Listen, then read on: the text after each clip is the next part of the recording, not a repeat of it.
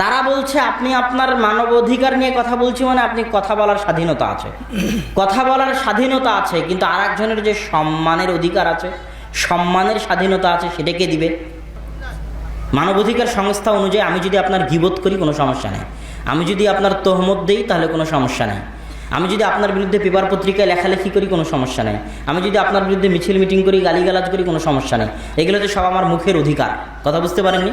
কিন্তু আপনার সম্মান যে নষ্ট হলো, আপনার সম্মান যে হানি হলো, মানের যে হানি হলো, আপনার এই সম্মানের মূল্য একমাত্র ইসলাম দেয়। মানে মুসলমানের গীবত করা হারাম।